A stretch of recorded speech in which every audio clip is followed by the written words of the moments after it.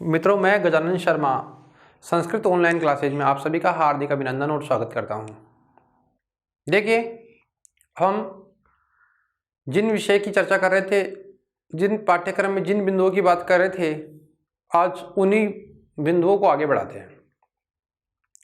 इससे जो पूर्व कक्षा हुई थी उसमें हम लोग भाषा के कौशल और भाषा के कौशलों की भी बात करें तो भाषा के जो प्रथम कौशल, द्वितीय कौशल और तृतीय कौशल, यानी तृतीय कौशल चल रहा था। हमारा प्रथम कौशल जो होता है श्रवण कौशल, द्वितीय भाषण कौशल, तीसरा पठन कौशल और चौथा होता है लेखन कौशल। पठन कौशल में हम पढ़ रहे थे पठन के प्रकार, और पठन के प्रकार की भी बात करें तो पठन के प्रकारों को हमने दो प्रकार से बांटा था। कितने प्रकार से बांटा? दो प्रकार से बांटा। एक तो होता है सहस्वर पठन और एक होता है मौन पठन। अच्छा, सहस्वर पठन के बारे में हमने चर्चा करी। सहस्वर पठन को तीन प्रकार से डिवाइड किया।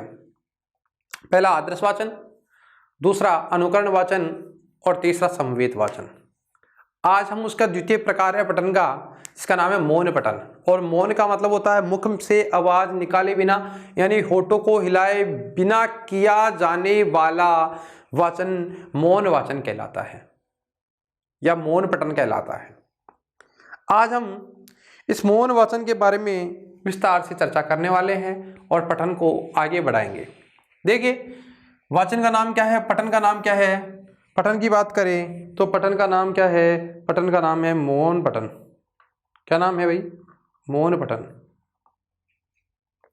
मौन पठन की बात करें, बात किसकी कर रहे हैं? मौन। और मौन पठन की बात करें तो यहां देखिए, एक पठन होता है जिसका नाम है मौन पठन। और मौन पठन की बात करें, एक सेकेंड, मौन पठन। अच्छा, मौन पठन की बात करें तो जो मौन वाचन होता है, इसके लिए कहा गया है कि विषय वस्तु को एकाग्रचित होकर के मन ही मन पढ़कर अर्थ ग्रहण करना। विषय वस्तु को एकाग्रचित होकर, एकाग्रचित यानी कहते हैं ना फिजिकल रूप से और माइंडली रूप से, तन से और मन से, कि तन से और मन से किसी चीज को, यानी वहां व्यवस्थित होना और मन भी वही होना। ऐसे नहीं तन कहीं मन कहीं, बेटे कहाँ हो मन कहाँ जा रहा है, ऐसा नहीं होना चाहिए। वो गाना आ जाएगा नहीं तो तन डोले मेरा मन डोले, ऐसा नहीं होना चाहिए। तन और मन दोनों साथ में होने चाहिए। इसलिए कहा है कि विषय वस्तु को एकाग्रचित होकर के मन ही मन पढ़ करके अर्थ ग्रहण करना। ठीक है, विषय वस्तु जो भी हो उस विषय वस्तु को एकाग्रचित होकर के मन ही मन पढ़ करके अर्थ ग्रहण करना मौन पठन कहलाता है। पाठ का अर्थ और भाव ग्रहण करते हुए एवं मौन रहते हुए किया गया पठन मौन पठन कहलाता है। पाठ का अर्थ और भाव ग्रहण करते हुए एवं मौन रहते हुए किया गया पठन मौन पठन कहलाता है। मौन पठन का मतलब क्या हुआ? विषय वस्तु को एकाग्रचित होकर के मन ही मन पढ़कर अर्थ ग्रहण करना, कि जो भी विषय वस्तु हो, जो भी हमारा पाठ हो, उस पाठ को मौन पठन करते समय एकाग्रचित होना है। एकाग्रचित होकर के मन ही मन पढ़ना और अर्थ ग्रहण करना, यानी बिना होठों के हिलाए, बिना मुख से आवाज निकाले किया गया पठन मौन पठन कहलाता है। और यहाँ पाठ का अर्थ और भाव का ग्रहण करते हुए, यानी जो भी भाव है उस पाठ के भावों को ग्रहण करते हुए एवं मौन रहते हुए किया गया पठन मौन पठन कहलाता है। ठीक है, मौन पठन की जो उद्देश्य है उन उद्देश्यों की बात करें। इसका क्या उद्देश्य होता है, मौन पठन क्यों किया जाता है, इसके बारे में बात करें। इससे स्वाध्याय की आदत का विकास होता है। एक तो स्वाध्याय, स्वयं के द्वारा किया जाने वाला अध्ययन क्या कहलाता है? स्वाध्याय। स्वयं के द्वारा किया जाने वाला अध्ययन क्या कहलाता है? स्वाध्याय। इससे स्वाध्याय की आदत का विकास होता है। एक तो क्या होता है? स्वाध्याय की आदत का विकास होता है। एक पठन गति इससे बढ़ती है। जो पढ़ने की जो स्पीड होती है वह मौन वाचन के द्वारा बढ़ती है। एक तो आप वाचन करेंगे मौखिक, और एक होता है मौन वाचन। एक बार आप किताब को देख करके पढ़ रहे हो और एक बिना देखे पढ़ रहे हो, तो एक तो आप देख करके पढ़ रहे हो और देख के तो सभी पढ़ रहे हैं, लेकिन एक तो आप बोल करके जोर जोर से बोलते हुए पढ़ रहे हो और एक बिना होठों के हिलाए पढ़ रहे हो। तो बिना होठों के हिलाए, बिना मुख को खोले आप जो पढ़ रहे हो उसकी स्पीड आपके बोल करके पढ़ने से ज्यादा है। तो पठन की गति को बढ़ाना, मौन पठन का उद्देश्य एक तो है स्वाध्याय की आदत का विकास करना, पठन गति को बढ़ाना, अर्थ ग्रहण की क्षमता का विकास करना। अर्थ ग्रहण यानी अर्थ ग्रहण करने की जो क्षमताएं हैं उन क्षमताओं का क्या करना, विकास करना। ठीक है, मौन पठन के उद्देश्य है स्वाध्याय की आदत का विकास करना, पठन गति का बढ़ाना और अर्थ ग्रहण की क्षमता का विकास करना। अच्छा, 3 उद्देश्य हो गए। एक तो क्या क्या, स्वाध्याय की, स्वयं के द्वारा अब अध्ययन करने की आदत का विकास होता है, पढ़ने में उसकी गति बढ़ती है और अर्थ ग्रहण करने की उसकी क्षमताओं का विकास होता है। अच्छा, अब बात करें उसके मौन पठन की प्रकार, तो मौन पठन के 3 प्रकार होते हैं। कितने प्रकार होते हैं? 3 प्रकार होता है। पहला है सामान्य मौन पठन। पहला कौन सा है भाई? सामान्य मौन पठन। सामान्य क्या होता है? देखिए, किसी सामान्य उद्देश्य हेतु किया गया मौन पठन सामान्य मौन पठन कहलाता है। सामान्य रूप से मौन धीरे धीरे पढ़ रहे हो, कोई दिक्कत। जैसे कई बार क्या करते हैं, यात्रा करने जाते हैं, घूमने जाते हैं, और जब घूमने लोग जाते हैं तब क्या करते हैं, जैसे पत्र पत्रिकाएं खरीद लेते हैं या अखबार आदि पढ़ लेते हैं, और उसमें क्या करते हैं, बस में या सफ़र करते समय जो भी लोग होते हैं उनके सामने लोगों को डिस्टर्ब नहीं करें, इसलिए वो क्या करते हैं, मौन ही मौन उस पत्र पत्रिकाओं को पढ़ते रहते हैं। तो वहाँ कोई उद्देश्य नहीं होता है, उनका उद्देश्य केवल टाइम पास करना होता है कि यात्रा को, मतलब जो रास्ता है वो रास्ता जल्दी से कट जाए, इसलिए वो उस पेपर को पढ़ते रहते हैं, ऐसे पढ़ते रहते हैं। इसलिए किसी सामान्य उद्देश्य हेतु किया गया मौन पठन सामान्य मौन पठन कहलाता है। जैसे अखबार पढ़ना, से पत्र पत्रिकाएं पढ़ना, यात्रा के दौरान कथा कहानियों की किताबों को पढ़ना। ठीक है, अब देखिए सबसे पहले किसी सामान्य उद्देश्य, अब यहाँ कोई उद्देश्य थोड़ी है, उसका मेन उद्देश्य नहीं है कि वो क्यों पढ़ रहा है, उसका उद्देश्य केवल यह है कोई ना कोई सामान्य उद्देश्य की पूर्ति के लिए कि एक तो रास्ता उसको लॉन्ग यानी लंबा नहीं लगे, रास्ता जल्दी कटे, इसलिए वह क्या करता है, अखबार पढ़ता है, पत्र पत्रिकाएं पढ़ता है, यात्रा के दौरान कथा आदि कहानियां आदि की किताबों को पढ़ता रहता है ना। उसका कोई उद्देश्य नहीं है। तो मौन पठन की बात करें तो मौन पठन कितने प्रकार का होता है? 3 प्रकार का। पहला प्रकार कौन सा है? सामान्य मौन पठन। और सामान्य का मतलब सामान्य कोई उद्देश्य नहीं होता, सामान्य तरीके से पढ़ना, यानी सामान्य उद्देश्य हेतु किया गया पठन सामान्य मौन पठन कहलाता है। जैसे अखबार पत्र पत्रिकाएं पढ़ना, यात्रा के दौरान कथा कहानियां आदि किताबों को पढ़ना। ठीक है, आगे चलते हैं। सामान्य होता है, एक होता है गंभीर मौन पठन, ये गंभीर मौन पठन होता है। एक होता है द्रुत मौन पठन। गंभीर क्या होता है? अच्छा, जैसे आप लोग देखते हैं कि पुस्तक में से जो पाठ है उस पाठ में से बहुत महत्वपूर्ण चीजें देखने के लिए, इंपॉर्टेंट चीजें देखने के लिए, महत्वपूर्ण बातों को याद रखने के लिए जो पठन किया जाता है वह गंभीर पठन होता है। जैसे कोई पुस्तक है और उस पुस्तक में से कि कोई सार गर्भित चीज देखने के लिए जो पठन किया जाता है या गंभीर रूप से पढ़ा जाता है। जैसे एग्जाम है और एग्जाम से 2-4 दिन पहले जो तैयारी की जाती है, यानी बहुत अच्छी तैयारी है और 2-4 दिन पहले क्या करते हैं, ऐसा कुछ रह गया नहीं हो कि जो हमने नहीं पढ़ा हो, तो उसको ढूंढने के लिए उस पाठ में से जो चीज पढ़ी जाती है उसे कहते हैं, यानी महत्वपूर्ण चीज देखने के लिए उसे गंभीर, और गंभीर होकर के पढ़ना, ऐसे नहीं कि ऐसे ही पढ़ रहे हैं, दिखाने के लिए पढ़ रहे हैं, दिखाने के लिए नहीं पढ़ा जाता। यहाँ पे उच्च स्तर के छात्रों के द्वारा ऐसा किया जाता है, यानी उच्च स्तर हेतु ऐसा होता है क्या कि सारे गर्भित तथ्यात्मक यानी तथ्यों के लिए एवं चिंतनात्मक यानी चिंतनशीलता के हेतु गंभीर मौन पठन किया जाता है। सार गर्भित यानी सार गर्भित तथ्यों को देखने के लिए गंभीर मौन पठन उच्च स्तर हेतु होता है। सार गर्भित तथ्यात्मक व चिंतनात्मकता हेतु गंभीर पठन किया जाता है। कौन सा पठन किया जाता है भाई? गंभीर पठन। कब है? सार गर्भित यानी महत्वपूर्ण चीजों को देखने के लिए, सार को ढूंढने के लिए, उस पाठ का मेन सार क्या है इस चीज को देखने के लिए, वह चिंतन शक्ति का विकास करने के लिए यानी चिंतनात्मकता का विकास हेतु गंभीर पठन किया जाता है। भाव विचार सौंदर्य आदि की अनुभूति करना, यानी इसमें क्या किया जाता है, भावों का, विचारों का और सौंदर्य की अनुभूति की जाती है। उच्च स्तरीय तो ये कार्य किया जाता है। यानी गंभीर मौन पठन की बात करें तो गंभीर जो मौन पठन होता है वो उच्च स्तरीय तो होता है। सार गर्भित तथ्यात्मक व चिंतनात्मकता हेतु गंभीर मौन पठन किया जाता है। भाव, विचार, सौंदर्य आदि की अनुभूति इसके द्वारा होती है। एक होता है द्रुत मौन पठन। द्रुत का मतलब तेज गति से पढ़ना।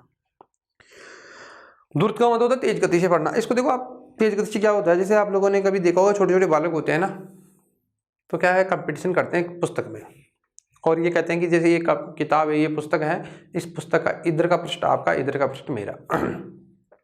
फिर वो उसे शलाका के रूप का प्रयोग करते हैं, उसमें से कुछ भी निकाल लेते हैं और कहते हैं जैसे मान लो इसमें चय ढूंढना है या और ढूंढना है, इस पेज में जिसके ज़्यादा और आएंगे वो जीतेगा, इसमें ज़्यादा और आएंगे तो कोई भी एक शब्द को, पर्टिकुलर एक शब्द का प्रयोग करते हैं वो लोग।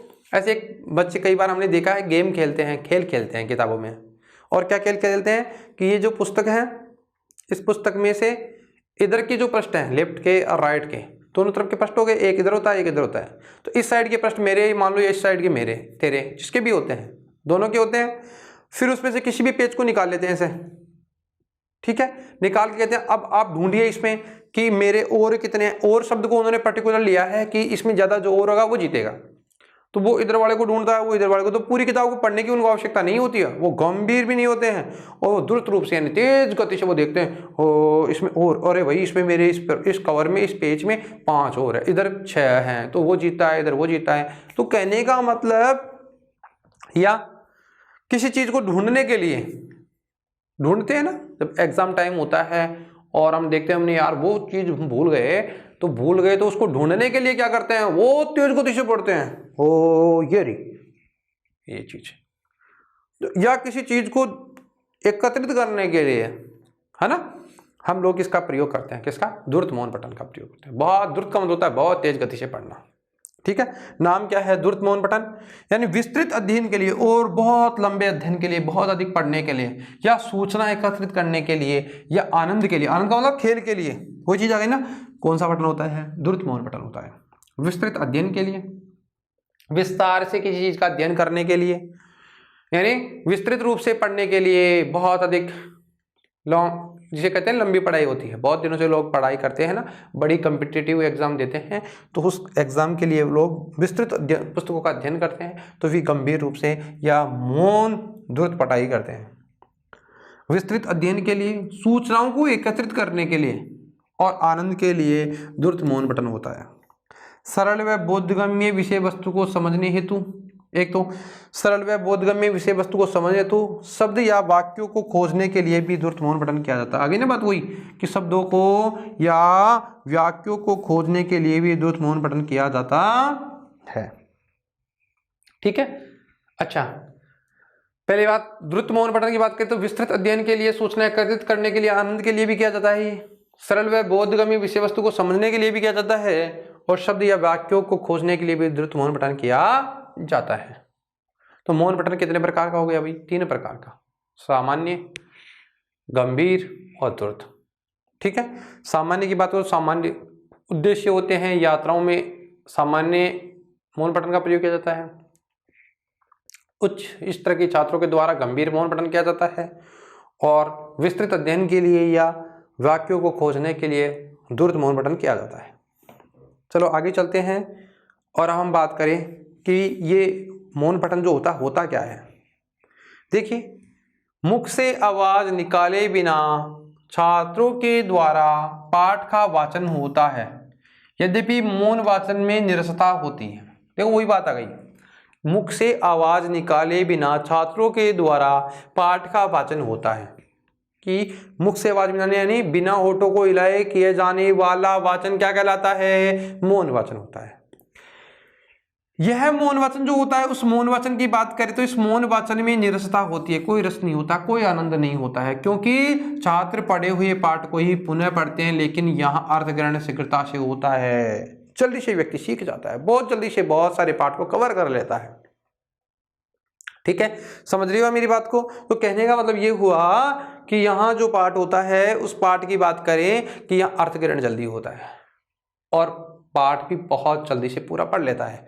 क्योंकि इसका मतलब तो ये होता है कि मुख से आवाज निकाले बिना किया जाने वाला जो वाचन होता है वो कौन सा वाचन होता है, मौन वाचन होता है। और ये मौन वाचन कैसा होता है, नीरस होता है, इसमें कोई आनंद की अनुभूति नहीं होती। क्यों? क्योंकि छात्र उसी पाठ को दोबारा पढ़ते हैं जिसको उसने पहले पढ़ रखा है। लेकिन यहां अर्थग्रहण की दृष्टि से देखें तो इसमें अर्थग्रहण ज्यादा होता है, यानी अर्थग्रहणता शीघ्रता से होता है। अब बात करें इसकी पठन कौशल के सोपान की। देखिए इसी के साथ मौन पठन तो पूरा। अब ये पठन कौशल जो है उसके कितने सोपान होते हैं, इसका क्रम क्या होता है। देखो इसमें क्या हो गया, हमने 4 चीज पढ़ी अब तक। एक तो हमने पढ़ा था आदर्श वाचन पढ़ा था, पठन के जो प्रकार है उनको दो भागों में बांटा और 2 में से अलग अलग चीजें उठाई थी हमने। एक तो सस्वर पठन था। अब सस्वर पठन की बात करें तो सस्वर पठन की बात करें तो सस्वर पठन का देखो, एक तो आदर्श वाचन हो गया, एक अनुकरण वाचन हो गया और एक पुण्य वाचन हो गया। पुण्य वाचन यानी संवेद वाचन। और एक तरफ तो था ना सस्वर वाचन का दूसरा हिस्सा वाचन का पठन का जो प्रकार था वो था एक मौन वाचन, तो यह मौन वाचन हो गया। चारों चीज आ गई। पठन के सोपान, पहला सोपान आदर्श वाचन। आदर्श वाचन कौन करता है, शिक्षक करता है। कभी करता है, आदर्श वाचन शिक्षक करता है। और आदर्श वाचन में शिक्षक क्या करता है, यानी पाठ को आदर्श यानी आदर्श उच्चारण करते हुए छात्रों के सामने प्रस्तुत करता है। छात्र क्या करते हैं, एक एक छात्र के द्वारा अनुकरण वाचन किया जाता है। अच्छा, फिर छात्रों के द्वारा मौन वाचन किया जाता है। भाई जो पाठ पढ़ा दिया उसको चुपचाप पढ़ो, भाई चुपचाप पढ़ो। और फिर समूह से छात्रों को भावाभिव्यक्ति के लिए पाठ में आए हुए भावों को समझाने के लिए कभी मौन स्वर में, कभी उच्च स्वर में, कभी धीरे धीरे, कभी बहुत तेज गति से अध्यापक छात्रों के द्वारा क्या करवाता है, पुनः वाचन करवाता है, यानी संमिलित वाचन यानी समूह वाचन करवाता है। अनुवाचन भी कह सकते हैं इसको। तो पठन जो होता है, इस पठन के कौशल की बात करें तो पठन के 4 कौशल होते हैं। कितने कौशल होते हैं भाई, 4 कौशल होते हैं। कौन कौन से, आदर्श वाचन होता है, अनुकरण वाचन होता है, मौन वाचन होता है और पुनः वाचन होता है। कितने वाचन हो गए, 4। कौन कौन से, आदर्श वाचन। आदर्श वाचन कौन करता है, शिक्षक करता है, ठीक है। अनुकरण वाचन कौन करता है, छात्र करते हैं। शिक्षक के नेतृत्व में कौन करते हैं, छात्र, एक एक छात्र करता है। एक होता है मौन वाचन। मौन वाचन कौन करते हैं, छात्र करते हैं। और संमिलित वाचन या पुनः वाचन कहते हैं या अनुवाचन जो होता है वह कौन करता है, छात्र के एक समूह के द्वारा किया जाता है, जिसे कहते हैं पुनः वाचन। तो पठन कौशल के कितने सोपान हो गए, 4 सोपान। पठन कौशल का सोपान नहीं होता है ना, तो 4 हमारे को याद होनी चाहिए, अन्य कोई भी हो कोई दिक्कत नहीं है। तो बताओ कौन कौन से हो गए, आदर्श वाचन, अनुकरण वाचन, मौन वाचन और पुनः वाचन। अच्छा, आदर्श वाचन केवल शिक्षक करता है, इसके अलावा जो बच गए वो कौन करते हैं, छात्र करते हैं, ठीक है। इसी के साथ पठन कौशल के सोपान का कार्य पूरा होता है। अब आगे चलते हैं। अब इसी कुछ शिक्षण विधियां हैं, पढ़ाने की जो विधियां हैं उनके बारे में हम चर्चा करेंगे। अच्छा, अब देखिए पठन शिक्षण की कुछ विधियां हैं।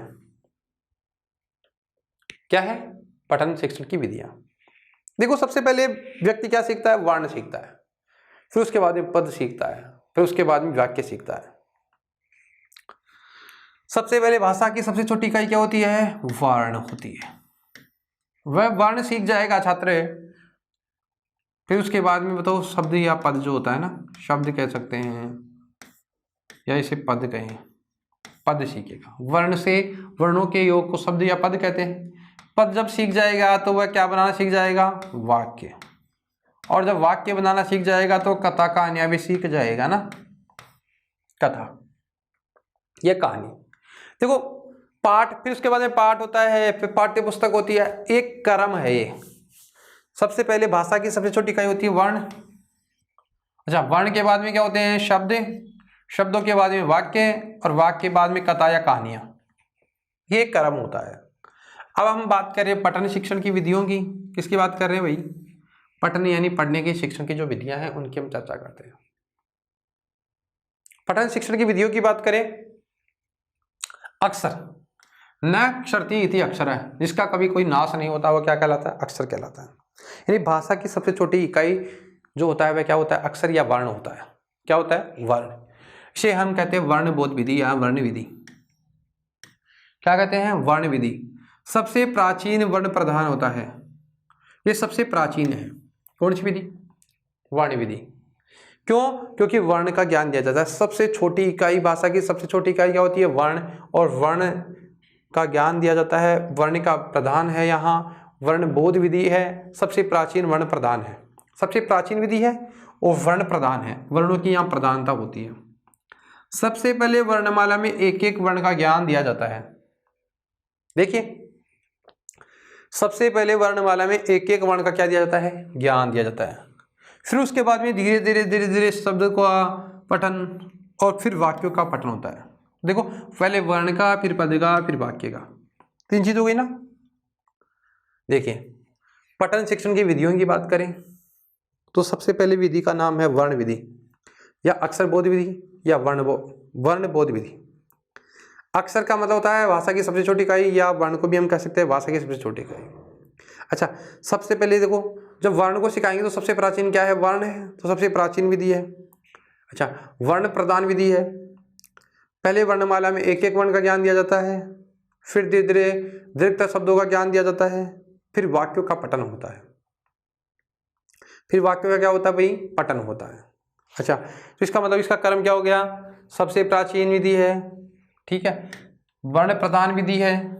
पहले वर्णमाला में एक एक वर्ण का ज्ञान, फिर धीरे धीरे दीर्घ शब्दों का ज्ञान पढ़ता है ना। पहले वर्ण को पढ़ेगा, अरे भाई पहले ए पढ़ेगा, फिर क म ल पढ़ेगा। तो इसका मतलब क्या हो गया, पहले इसने एक पढ़ा वर्ण। अब बताओ, अब वर्णों का योग हो रहा है ना, फिर उसने एक शब्द पढ़ा जिसका नाम क्या है, कमल, क्योंकि उसने क म ल मिल करके क्या बन गया, कमल। अच्छा, फिर एक वाक्य पढ़ा, पहले वर्णमाला में एक वर्ण का ज्ञान, जैसे एक वाक्य है नहीं। अच्छा, धीरे धीरे शब्दों दीर्घ शब्दों का ज्ञान हुआ, यानी पठन हुआ, फिर वाक्यों का पठन हुआ। तो इसका मतलब ये हुआ कि पहले वर्ण, फिर पद और वाक्य। यह जो विधि है, सरलात कठिनम प्रति सूक्ष्मात स्थूलम प्रति, प्राप्ति नहीं होता भैया, प्रति होता है। ये क्या होता है, प्रति। यह जो विधि है सरल से कठिन की ओर और सूक्ष्म से स्थूल की ओर होती है। यह विधि किधर होती है, सरल से कठिन की ओर और सूक्ष्म से स्थूल की ओर होती है। किधर, कि इसमें सबसे पहले सरल चीज को पढ़ाया जाता है, फिर कठिन चीज को। पहले सबको पढ़ाया वर्ण को, वर्ण के बाद में शब्द को, और शब्द के बाद में वाक्य को, ठीक है। तो यह किसकी ओर हो गई, सरल से कठिन की ओर, और सूक्ष्म से स्थूल की ओर। सूक्ष्म का मतलब बहुत सूक्ष्म से, छोटी छोटी चीज से, स्थूल यानी बड़ी चीज की ओर। स्थूल का मतलब होता है स्थूल से लेकर के छोटी ओर।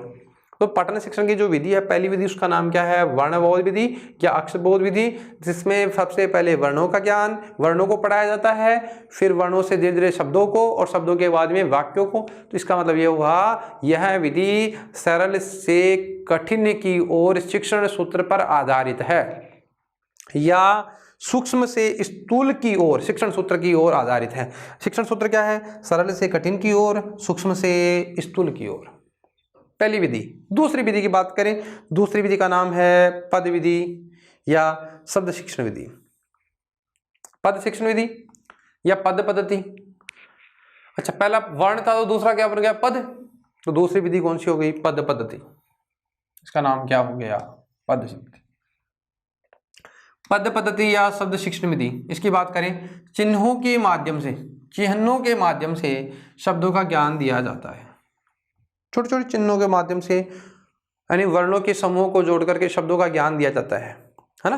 फिर यह पूर्व प्राथमिक स्तर के लिए उपयोगी है, छोटे छोटे बच्चों के लिए, नन्हे मुन्ने बालकों के लिए, बाल्यावस्था के जो बालक होते हैं उनके लिए नहीं, यानी उत्तर शेषावस्था के बच्चों के लिए यह उपयोगी है।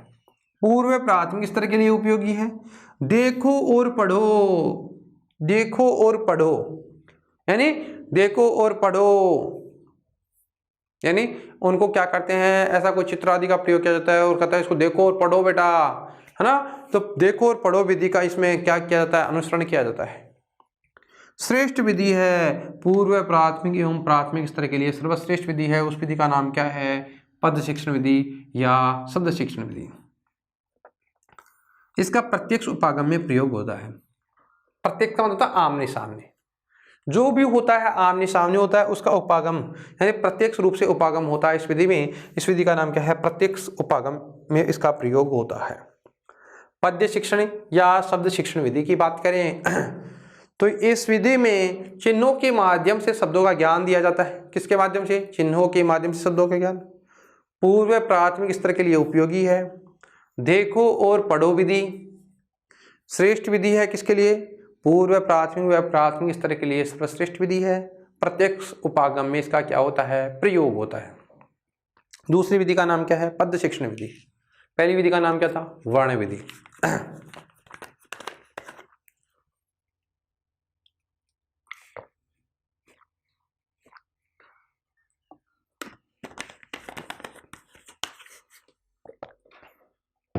ठीक है, वर्ण से पद बनाना सीख गए।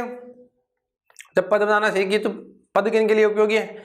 पूर्व प्राथमिक और प्राथमिक स्तर के छात्रों के लिए। इसलिए इन प्राथमिक और पूर्व प्राथमिक छात्रों के लिए सर्वश्रेष्ठ विधि है।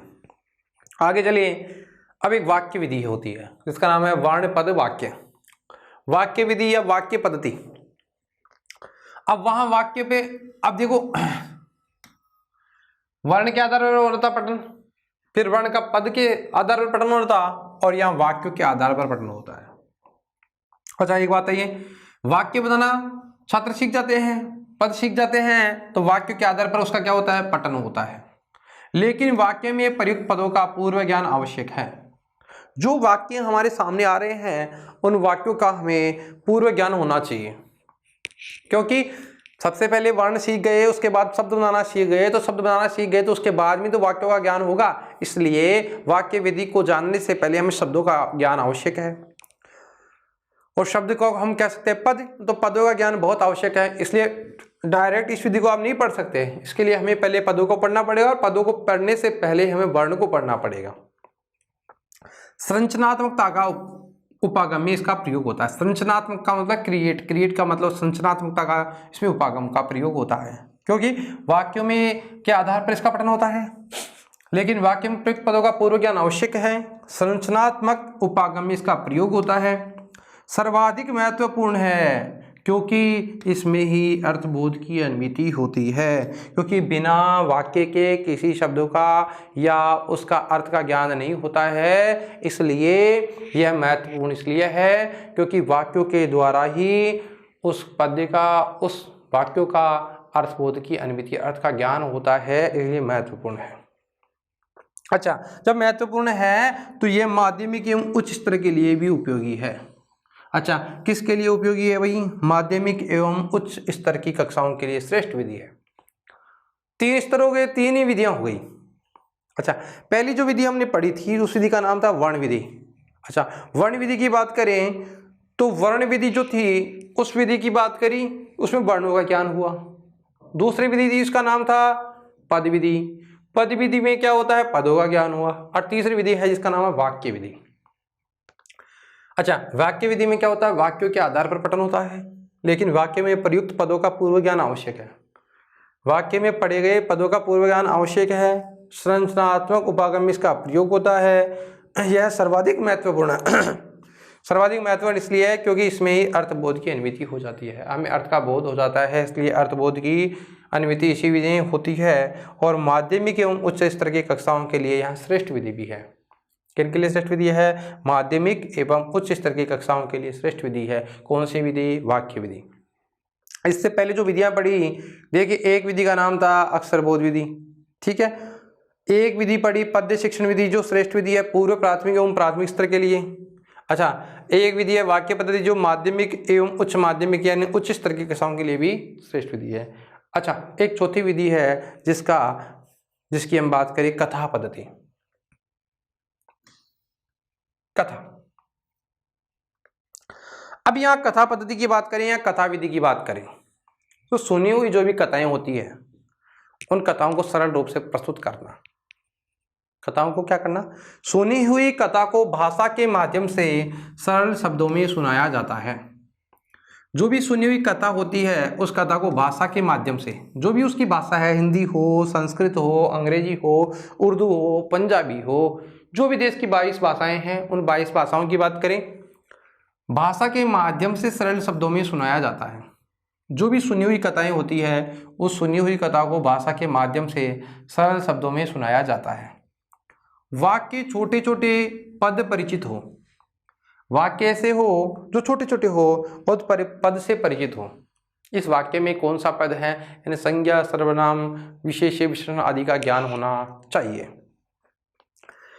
यहाँ शिक्षक कथा संबंध चित्रों का भी प्रयोग करें, यानी यहाँ शिक्षक क्या करे, कथा से संबंधित जो भी चित्रों, कथा संबंधित चित्रों का भी प्रयोग करें।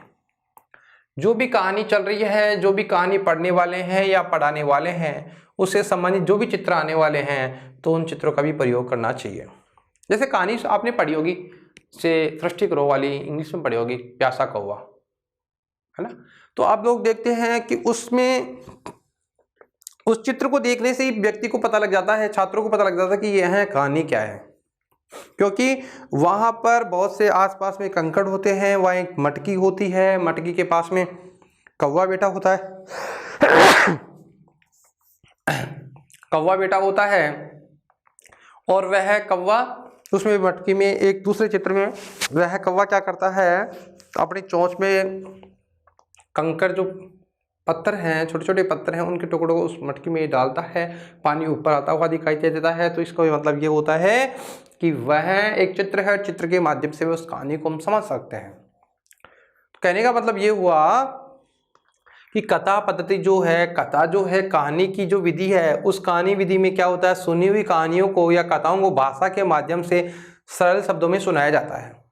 कुछ कहानियां ऐसी होती है जिस कहानियों को पहले सुन रखे होते हैं और उनको अब क्या है, सरल तरीके से अपनी भाषा में सुनाना।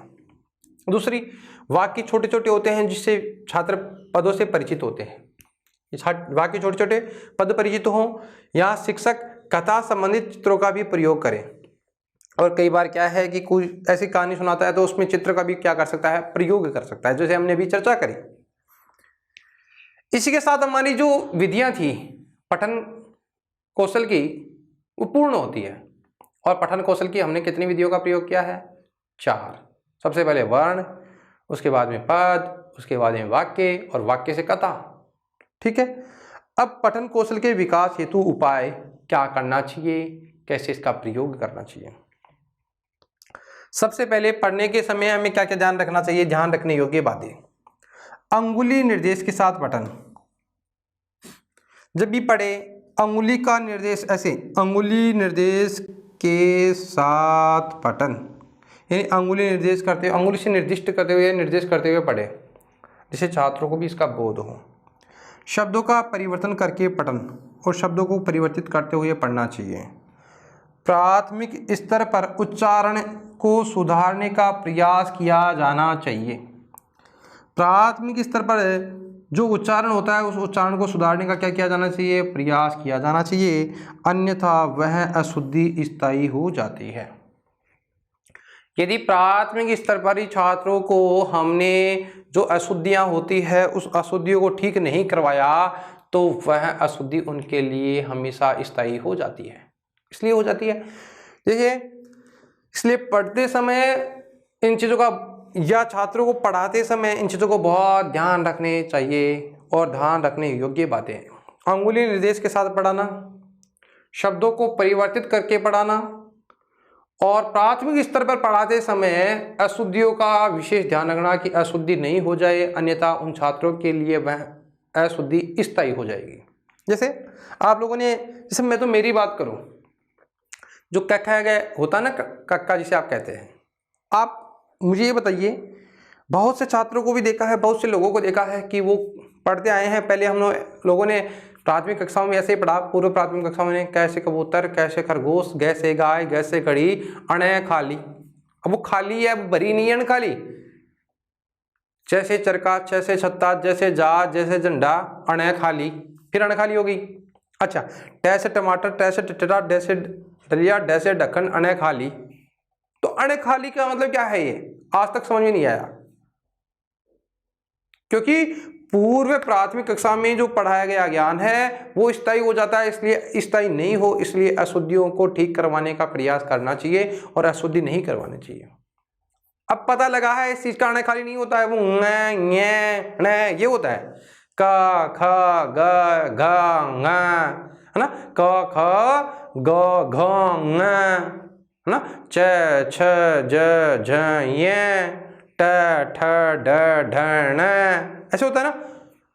लेकिन अभ्यास क्या किया, आना खाली आना खाली आना खाली, तो मन में आना खाली, क्योंकि पूर्व प्राथमिक कक्षा में पढ़ाया गया ज्ञान क्या होता है, स्थायी होता है। इसलिए हमेशा ध्यान रखना है अध्यापक को छात्रों के सामने अंगुली निर्देश के साथ पढ़ाना चाहिए, शब्दों का परिवर्तित करके पढ़ाना चाहिए, प्राथमिक स्तर पर उच्चारण को सुधारने का प्रयास किया जाना चाहिए, अन्यथा वह अशुद्धि स्थायी हो जाती है।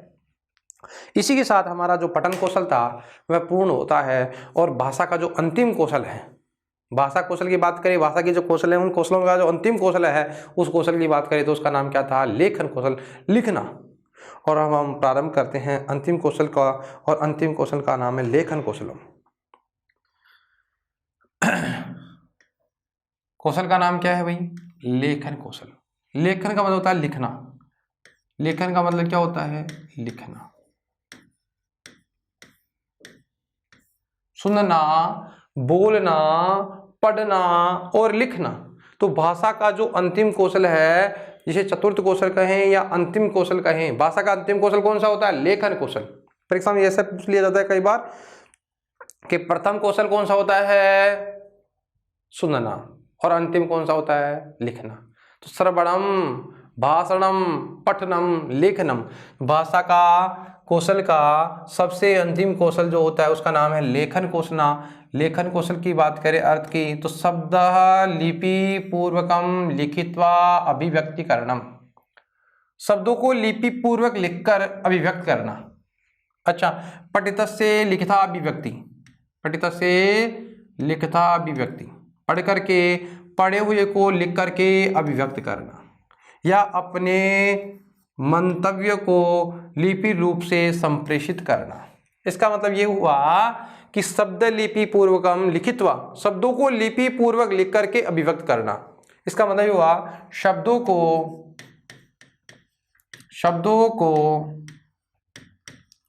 लिपि पूर्वक, शब्दों को लिपि पूर्वक लिखकर अभिव्यक्त करना, अभिव्यक्त करना। शब्दों को लिपि पूर्वक लिखकर अभिव्यक्त करना। ठीक है, बात किसकी कर रहे हैं, लेखन कौशल की। लेखन कौशल का मतलब होता है लिखना, और इसका मतलब ये हुआ शब्द लिपि पूर्वकम लिखित्वा अभिव्यक्तिकरणम, शब्दों को लिपि पूर्वक लिख करके अभिव्यक्त करना। क्या लिखना, शब्द लिपि पूर्वकम लिखित्वा अभिव्यक्तिकरणम, कि शब्दों को लिपि पूर्वक। अब देखो भाषा के दो कौशल जो पढ़े थे हमने प्रारंभ के, श्रवण और भाषण ध्वनि विज्ञान से संबंधित थे, और पठन और लेखन लिपि विज्ञान से संबंधित है। तो लिपि है ना यहाँ पे, तो शब्दों को लिपि पूर्वक लिख करके अभिव्यक्त करना, यानी शब्दों को लिपि पूर्वक लिख करके अभिव्यक्त करना।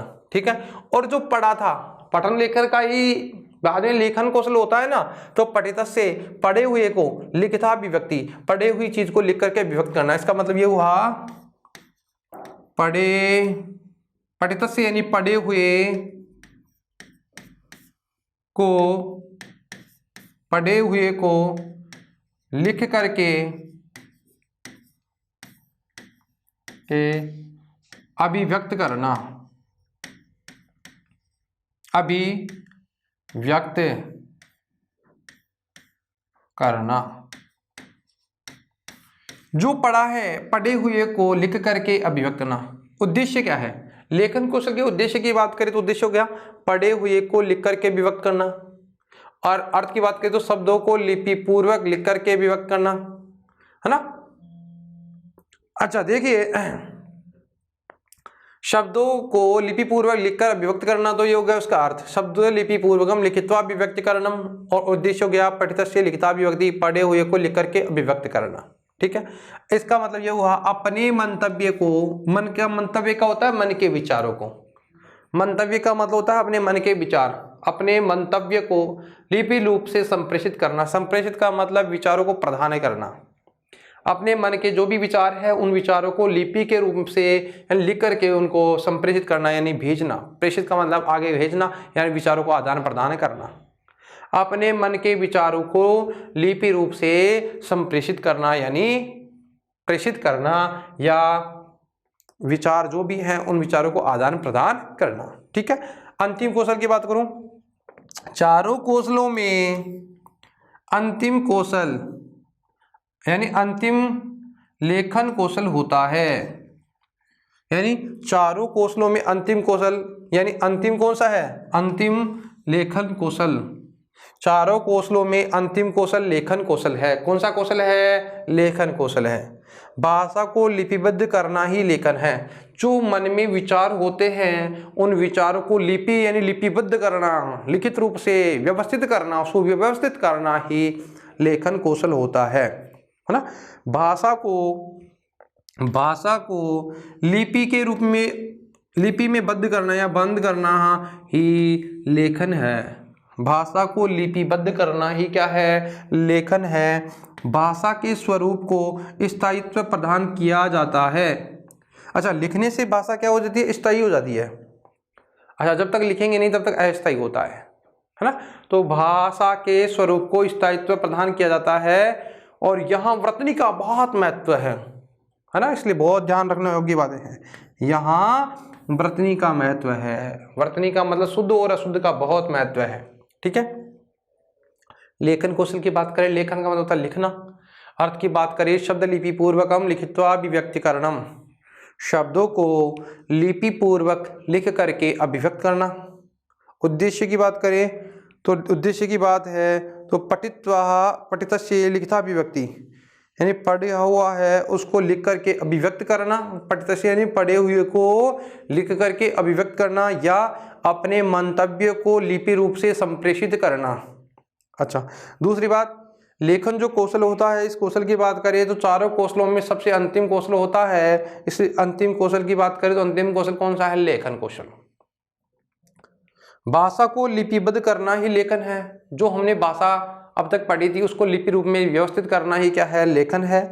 भाषा के स्वरूप को स्थायित्व प्रदान किया जाता है। यहाँ स्थायी यानी जो मौखिक और लिखित में यही फर्क है, मौखिक वो स्थायी नहीं होता है, जबकि स्थायी क्या होता है? लेखन होता है। यहाँ वर्तनी का महत्व है। किसका महत्व है? वर्तनी का यहाँ महत्व है। उद्देश्य क्या है इसके? देखिए, उद्देश्यों की बात करें तो अक्सर शब्द वाक्य के स्वरूप का ज्ञान होता है। इसमें सबसे पहले लेखन कौशल में सबसे पहले जो पढ़ा था ना उसको हम क्या करेंगे? लिखेंगे। तो जो पढ़ा है उसको लिखेंगे, तो पढ़ा है जो उसको लिखेंगे तो सबसे पहले अक्षर को, फिर शब्द, वाक्य के स्वरूप का ज्ञान। किसका ज्ञान होता है? अक्षर का, शब्द का, वाक्य के स्वरूप का ज्ञान होता है। किसका? अक्षर। ठीक है, भावों को लिपिबद्ध करके स्थायित्व प्रदान किया जाता है और पढ़े हुए विषय को लिखित रूप में अभिव्यक्त करना। इसका उद्देश्य क्या है? बात करें किसकी? बात करें लेखन कौशल की, और लेखन कौशल का जो उद्देश्य है उस उद्देश्य की बात करें तो उद्देश्यों में क्या होता है? अक्षरों को, फिर शब्दों को, फिर वाक्य के स्वरूप का ज्ञान। लिखते समय इन चीज़ों का ध्यान रखा जाना चाहिए। अक्षर का, फिर शब्द का और वाक्य का क्या स्वरूप है उसका ज्ञान होना चाहिए। भावों को, जो भी भाव है मन में, जो भी भाव है उन भावों को लिपिबद्ध करके स्थायित्व प्रदान किया जाता है। अच्छा, पढ़े हुए विषय को लिखित रूप में अभिव्यक्त करना, और जो हमने पढ़ा है उस पढ़े हुए विषय को लिपिबद्ध रूप में यानी क्या करना? लिपिबद्ध रूप में अभिव्यक्त करना। ठीक है, पढ़े हुए विषय को लिखित रूप में क्या करना? अभिव्यक्त करना। अच्छा, इसके उद्देश्य हो गए। अब हम इसकी बात करें, इसको पढ़ाने की जो तरीका है, जो मेथड है वो क्या है? इसको कैसे पढ़ाएं? लेखन कौशल की कौन कौन सी शिक्षण विधियां होती है? शिक्षण का मतलब होता है पढ़ाने का जो तरीका। लेखन कौशल की बात करें तो लेखन कौशल की शिक्षण विधियों की बात करें तो एक सबसे पहले अक्षर हमने सीखा भी है यह पढ़ना कि पहले वर्ण को पढ़ा है, फिर उसके बाद पद को पढ़ा है, फिर उसके बाद वाक्य, उसको कहानी को। वैसे ही लेखन कौशल की शिक्षण विधियों की बात करें तो लेखन कौशल में सबसे पहले भी हम लिखेंगे किसको? अक्षर स्वरूपानुकरण पद्धति या रूपरेखानुकरण विधि या ट्रैकिंग मेथड या पूर्व प्राथमिक की श्रेष्ठ विधि है। बहुत इंपॉर्टेंट, पूर्व प्राथमिक कक्षाओं की सर्वश्रेष्ठ विधि जो होती है ना, उस विधि की बात करें तो उस विधि का नाम क्या है? अक्षर स्वरूपानुकरण विधि। अक्षर स्वरूपानुकरण, अक्षरों का स्वरूप। छोटे छोटे बच्चे होते हैं ना, जब वो विद्यालय जाते हैं तो उनको लिखाते हैं, जैसे मान लो क्या बनाना सिखाएंगे उनको, क्या क्या, तो कैसे बनाएंगे?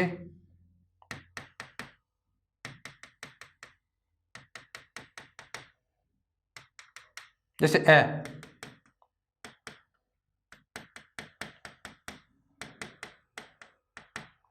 बताओ। अक्षर स्वरूपानुकरण विधि का मतलब ये हुआ रूपरेखानुकरण विधि, ट्रैकिंग मेथड, अक्षरों के ऊपर अनुकरण करना।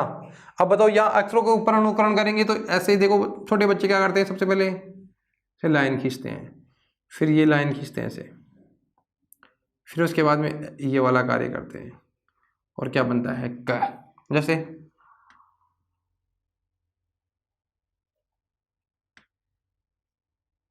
जैसे से एक है ना, काउंटिंग सीखते हैं तो जैसे मान लो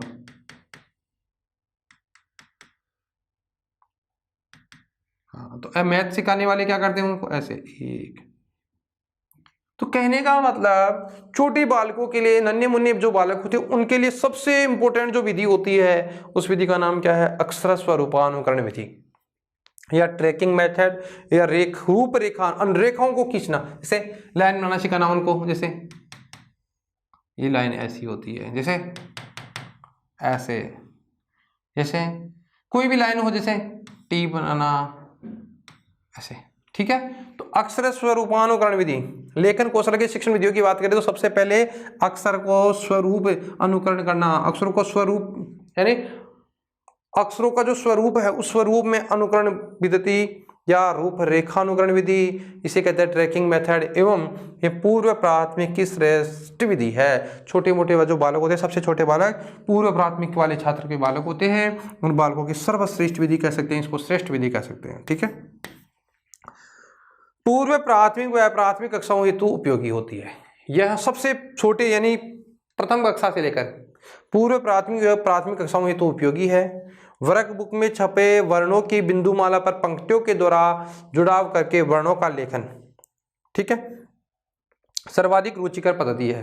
यह विधि कैसी है? सबसे ज्यादा रुचिकर विधि है।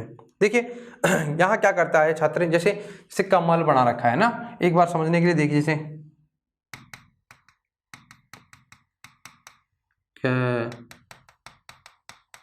मैं ऐसे, अब इसको जैसे मान लो सिखा दिया, ए बनाना सिखा दिया, कै बनाना सिखा दिया, तो उसके बाद में छात्रों से क्या करवाते हैं, जैसे पूर्व प्राथमिक व प्राथमिक कक्षाओं हेतु उपयोगी है। वर्क बुक में छपे वर्णों की बिंदुमाला पर, वर्क बुक होती है ना जो पाठ मतलब पुस्तिका, उस पुस्तिका की बिंदुमाला पर पंक्तियों के द्वारा जुड़ाव करके, पंक्तियों के द्वारा जोड़ के वर्णों का लेखन होता है, सर्वाधिक रुचिकर है। उनके लिए, बच्चों के लिए रुचि भी उनकी जागृत होती है, और उनको पेन या जो पेंसिल है उसका प्रयोग करना भी आ जाता है और व्यवस्थित करना भी आता है। तो वो जैसे क्या करते हैं, जैसे कै बनाना सीख गए, ए बनाना सीख गए, एक बनाना सीख गए, तो उनको थोड़ा बड़ा बड़ा शब्द दिए जाते हैं, जैसे वर्ण, फिर अक्षर, फिर शब्द, फिर वाक्य। जैसे फिर इसको देखो क्या बनाएगा, जैसे इसको बनाया, ओके बेटा ये क्या बन गया, मैं ले, अच्छा मिला करके बोलेंगे कमल। ऐसे ऐसे बिंदुमाला पंक्तियों के द्वारा जुड़ाव करके छात्रों को सिखाया जाता है, ठीक है। अच्छा बात करें, पहली विधि का नाम क्या है? अक्षर स्वरूपानुकरण विधि। आप सब लोग जानते हैं अक्षर को स्वरूप, अक्षरों को स्वरूप देना, जो छोटे छोटे अक्षर हैं उनका स्वरूप करना, या रूपरेखानुकरण, रेखाओं को रूप बनाना, इसको कहते हैं ट्रैकिंग मेथड। उसे पूर्व प्राथमिक की श्रेष्ठ विधि या सर्वश्रेष्ठ विधि जो विधि है वह अक्षर स्वरूपानुकरण विधि है। इस विधि की बात करें तो इस विधि में पूर्व प्राथमिक व प्राथमिक कक्षाओं हेतु यह उपयोगी विधि है। वर्क बुक में छपे हुए वर्णों की बिंदुमाला पर पंक्तियों के द्वारा जुड़ाव करके वर्णों का लेखन होता है ना, और सर्वाधिक रुचिकर पद्धति है। सबसे अधिक रुचिकर पद्धति कौन सी है? अक्षर स्वरूपानुकरण पद्धति या रूपरेखानुकरण विधि। किनके लिए? पूर्व प्राथमिक छात्रों के लिए सर्वश्रेष्ठ विधि है, ठीक है। इसमें क्या होता है, वही चीज अक्षरों को बनाना सिखाते हैं, पंक्तियों पर बिंदुमाला की लाइनें खिंचाना सिखाते हैं, इसलिए छात्रों के लिए क्या है, ये सबसे रुचिकर है, और छोटे छात्रों के लिए। और इस विधि का नाम है अक्षर स्वरूपानुकरण विधि। इसके आगे की जो विधियां हैं उन विधियों के बारे में हम आगामी जो हमारी कक्षा होगी उस कक्षाओं में उनके बारे में अध्ययन करेंगे।